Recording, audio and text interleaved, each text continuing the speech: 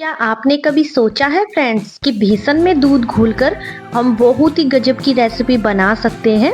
जी हाँ फ्रेंड्स, आज हम बनाएंगे बेसन में दूध घोलकर गजब की रेसिपी तैयार करेंगे।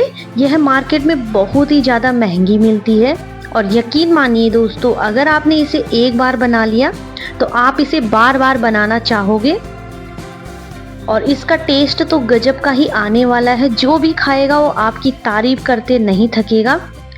तो चलो रेसिपी स्टार्ट करते हैं। और इस रेसिपी को बनाने के लिए मैंने लिया एक बड़ा कटोरा और उसमें मैंने एक छोटे कटोरे के लगभग बेसन ऐड कर दिया है। और अब हम इसमें थोड़ा थोड़ा करके दूध ऐड करेंगे। इसको मिक्स करते जाएंगे अच्छे से। इसमें लम्स नहीं होने चाहिए, तभी हमारी रेसिपी परफेक्ट बनेगी। विस्कर की हेल्प से हम इसे अच्छे से मिला लेंगे और इसे अच्छे से मिक्स करने के बाद इसे 10 मिनट के लिए साइड में ढक कर रख लेंगे। तब तक लेंगे हम एक केक टिन या जो भी आपके पास बर्फी जमाने वाली ट्रे हो या कोई भी प्लेट हो या थाली।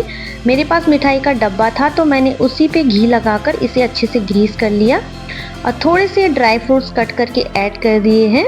बादाम और काजू को बारीक चॉप करके इसमें ऐड कर दिया है। और ये देखिए हमारी ट्रे भी रेडी है। अब ली मैंने एक कढ़ाई, उसे मैंने गैस में चढ़ाकर, ये मैंने नॉन स्टिक कढ़ाई ली है।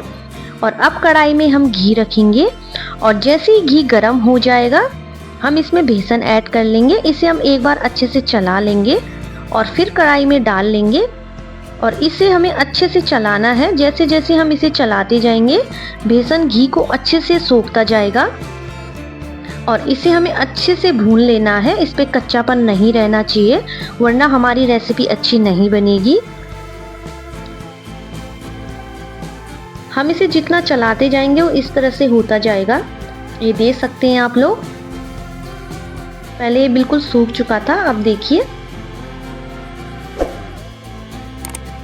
और अब मैं इसमें ऐड कर रही हूँ सूजी। मैंने 1 चम्मच के लगभग इसमें सूजी ऐड कर दी है और इसे हम अच्छे से मिक्स कर लेंगे ताकि जो हमारी मिठाई है वो दानेदार बने और अच्छी बने। आपसे रिक्वेस्ट है फ्रेंड्स, अगर आपको मेरी वीडियो पसंद आती है तो लाइक शेयर सब्सक्राइब जरूर कीजिएगा और अपनी फैमिली फ्रेंड्स सभी के साथ शेयर कीजिएगा।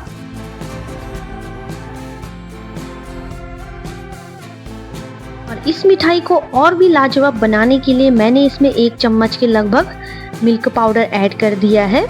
और ख़ास बात यह है फ्रेंड्स, इसमें हम इसे बिना चाशनी के बनाएंगे, ना ही कोई झंझट, सिंपल तरीके से बनाएंगे और 10 से 12 मिनट में बनकर तैयार हो जाएगी ये रेसिपी। और ये मिठाई बाहर बहुत ही महंगी मिलती है।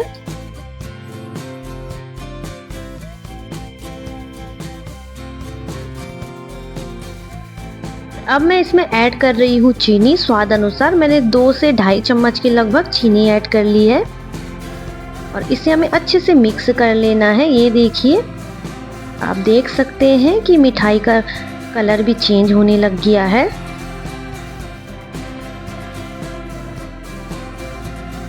अब मैं इसमें थोड़ा सा दूध और ऐड कर लूँगी और इसे अच्छे से मिक्स कर लेंगे और इसे हमें कंटिन्यू चलाते रहना है ताकि इसमें कोई लम्स वगैरह ना रहे।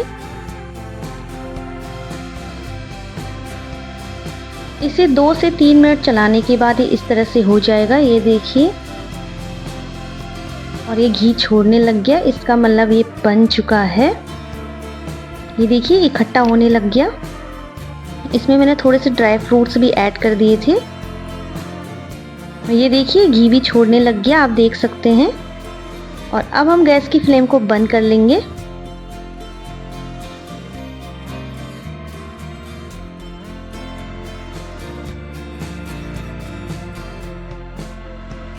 गैस की फ्लेम बंद करने के बाद जो हमने जिसे घी से ग्रीस किया था उसमें ऐड कर लेंगे। ये देखिए, और इसे सेट कर लेंगे। और मैंने इसके ऊपर थोड़े से ड्राई फ्रूट्स ऐड कर लिए हैं और अब हम इसे 1 घंटे के लिए फ्रीजर में रख लेंगे। और ये देखिए 1 घंटे बाद निकाला तो ये सेट हो चुका था और मैंने इसमें पहले ही कट लगा लिए थे। और आप देख सकते हैं कितनी टेस्टी लाजवाब लग रही है और ये खाने में भी बहुत टेस्टी बनी थी, यकीन मानिए दोस्तों। आप देख सकते हैं और मैं एक तोड़ के भी दिखा देती हूँ आप लोगों को। ये देखिए, यकीन मानिए दोस्तों, आप भी इस तरह से बनाओगे, आपके घर वालों को बहुत पसंद आएगी।